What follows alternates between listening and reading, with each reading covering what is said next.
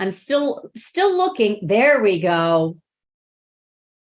So remember this huge trend line? Boom, boom, boom, boom, boom, boom, boom, boom. It was a matter of time. It took earnings. So here you go. 193. Gorgeous, by the way, scoop. Gorgeous short interest. Again, I've been waiting for this like Godot, and it has not, and then it did. So here we have earnings. 193 is support. Price target, if it really gets going, don't shake your head at me. If it gets really going, 264, completely possible. But let's see what it can do above 193 to kind of stick that landing. I don't like that one at all. Let's get rid of that. So on a daily, here you go.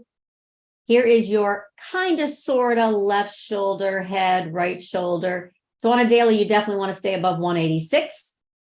You want to tight, tight, tight. Here's your tight, tight, tight.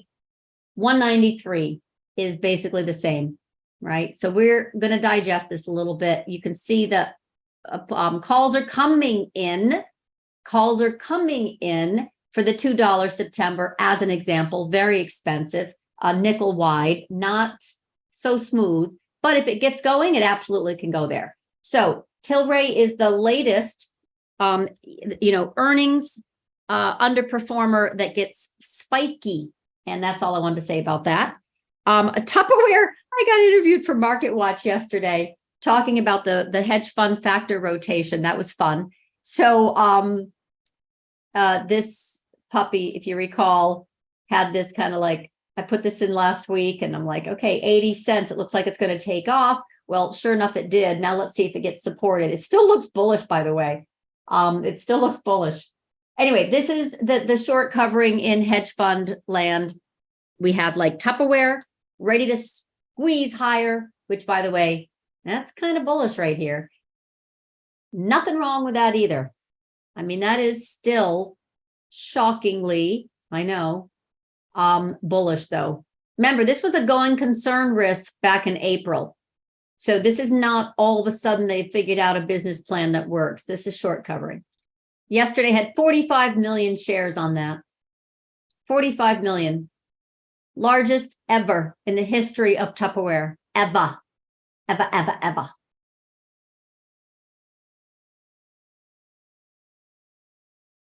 Tupperware, on the other hand, had a really nice look where it was on it. You can't even see it now because it's so elevated.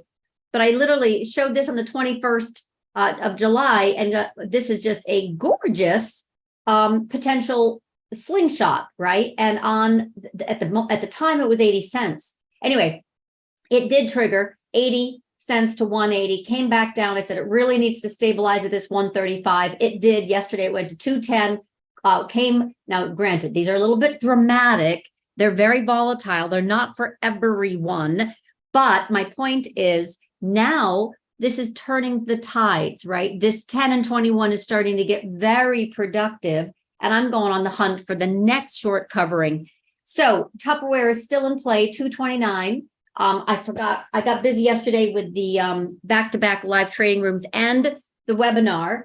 So that with Craig that I didn't get a chance to post my market thoughts or the Tupperware write-up in Market Watch, but it's the same idea. It's all about hedge fund factor rotation, which is short covering, et cetera, et cetera. So Tupperware is still working. Tupperware is hot fire flames, 236 price target. I really am impressed, but it's going to be violent.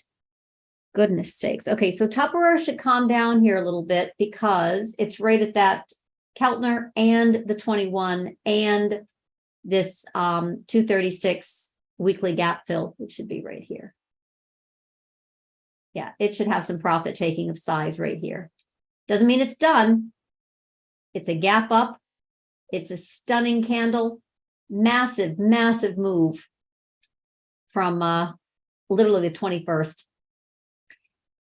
So from the 21st, when I 80 cents, it is not done, but this should absolutely be digestion time. So be careful. If it comes back inside 236, you can get some strong selling. But it's still got volume. It's pretty impressive, honestly. Right, TLRY is still working. I have no issues. This one is going to be probably a few weeks as well. So this was one that I had been spotting very, very solidly. And I'm like, dang it, it's probably going to be earnings that make this, that makes this trigger. And I hate earnings. And the IV is stupid. Like, look, 200-300, even after earnings. What happened to IV crush? Nope, doesn't exist with these. So this is still very, very productive and explosive is my only point. Okay.